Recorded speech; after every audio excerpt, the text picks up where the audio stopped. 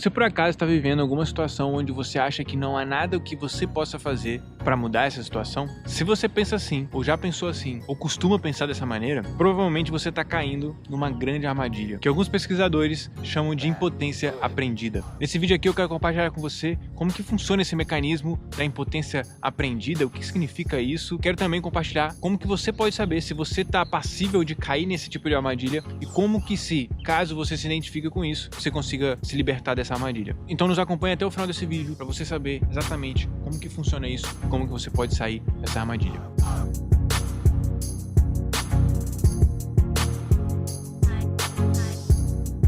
Você alguma vez já se sentiu sem poder? Muitas das vezes eu acreditava que não havia nada o que eu pudesse fazer para mudar a situação. Às vezes eu acreditava que eu precisava da boa vontade das outras pessoas. Às vezes eu acreditava que precisava que as outras pessoas me entendessem, ou que as outras pessoas mudassem, ou que o mercado mudasse, ou que as condições mudassem, sabe? Seja em vendas, negociações, na vida profissional mesmo, né? Eu me lembro de um tempo em que eu trabalhava com meu pai.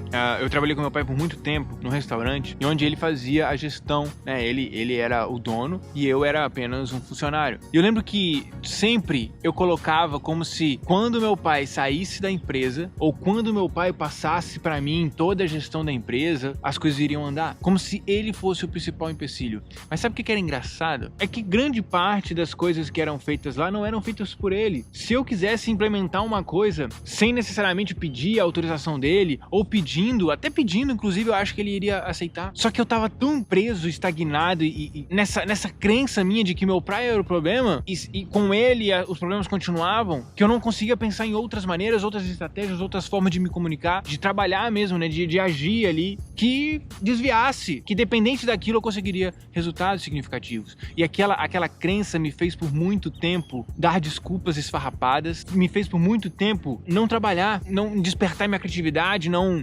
despertar o meu potencial que eu tinha ali. Eu sabia que eu poderia fazer muita coisa, mas eu fiz assim, nem 10% do que eu poderia ter feito, porque eu ficava sempre criando desculpas, sempre criando, não, mas isso, sabe? Talvez isso aconteceu na sua vida também. Recentemente, eu tava assistindo uma série junto com a minha esposa, e nessa série tinha uma senhora, né, onde ela foi fazer uma compra, né, e aí ela conversando com uma outra amiga dela, e ela falando, mas esse vendedor, ele é bem duro e tal, e aí depois ela consegue a compra, né, e ela fala assim, né, foi difícil, mas depois de um tempo, ele cedeu. E às vezes eu acreditava que ou eu tinha que pagar o preço que as pessoas falavam, ou as outras pessoas teriam que abrir mão, ou teriam que perder delas para eu poder ter um ganho. Então, como eu nunca queria que as outras pessoas perdessem, sabe? Eu tinha esse pensamento meio que ingênuo, né? Então, eu não pedia desconto. Então, eu não tentava negociar as coisas. Então, eu sempre aceitava o primeiro preço das pessoas. Como se eu questionasse aquele preço,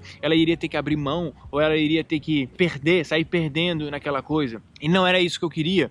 Mas se a gente for pensar, existem muitas outras alternativas além dessas duas. E o que eu percebi com aquela mulher é que é o seguinte, às vezes o vendedor realmente ele segura a venda porque ele quer vender por aquele preço, mas não necessariamente se eu insistir com ele, se eu fizer uma amizade ali com ele, existem inúmeras outras oportunidades e possibilidades ali, além de ou ele ganha ou eu ganho. Não existe uma possibilidade de todo mundo ganhar, eu tenho certeza. Não necessariamente dependia da boa vontade do vendedor, e o ponto interessante aqui era esse, que eu acreditava que dependia dessa boa vontade do vendedor de me fazer um preço justo. Eu sempre achava que o outro estava me fazendo um preço justo. Resumidamente, esse exemplo que eu pude perceber e aprender muito é o seguinte: muitas das vezes eu ia para uma negociação achando que ou o cara tem que ser bem intencionado ou eu não compro com ele. Só que eu sempre colocava o poder do resultado do que iria acontecer na mão dos outros. Eu não conseguiria criar uma argumentação para influenciar aquele vendedor a mudar ou a aceitar aquela minha proposta ou algo parecido próximo daquela minha proposta. Eu sempre acreditava que o outro tinha que ser bom, o outro tinha que ser honesto, ele tinha que levar em consideração as minhas prioridades, as minhas necessidades, entende ou não? E esse é um grande erro que muitas pessoas cometem, principalmente nos relacionamentos, acreditar que os outros precisam nos ouvir, que os outros precisam, inclusive os outros precisam nos respeitar. Não, ninguém precisa nos respeitar, ninguém precisa nos amar. Só que a gente fica criando essas coisas, sabe? E principalmente a gente fica criando essas condições para poder amar e respeitar. Não, eu só respeito quem me respeita.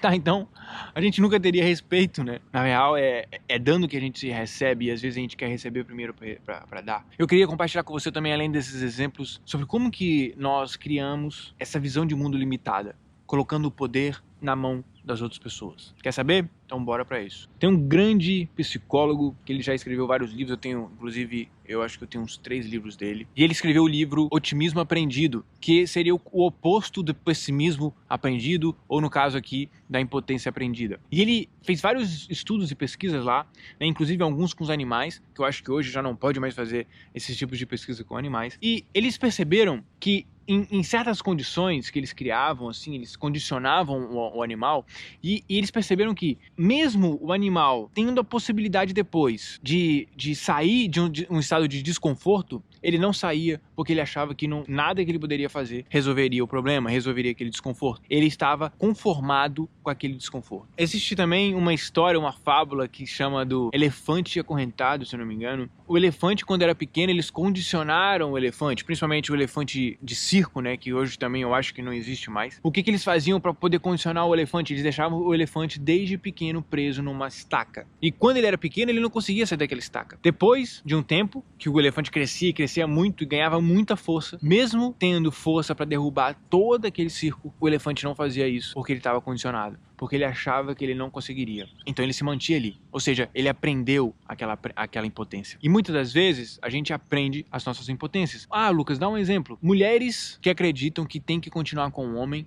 porque não vão conseguir um outro homem. Profissionais que continuam numa empresa porque acreditam que não vão conseguir uma outra empresa. Diversas são as situações onde a gente aprende um certo tipo de impotência. A gente se conforma porque a gente tem receio se a gente vai conseguir mudar aquela situação ou não. E dos grandes pontos aqui sobre a impotência aprendida, ela sempre surge de uma visão onde nós não temos controle sobre a circunstância, sobre a situação. Portanto, diante de uma situação, de um problema, onde a gente acha que a gente não tem controle sobre ela, ou seja, não há nada que a gente possa fazer, a gente se torna impotente. A gente deixa de fazer um monte de coisa, que um monte de possibilidades, assim como eu falei lá, né, quando eu trabalhava com meu pai, que eu sempre colocava a desculpa nele, ou seja, a única forma da gente dar certo, ou de eu fazer alguma coisa aqui nesse restaurante, é se meu pai sair.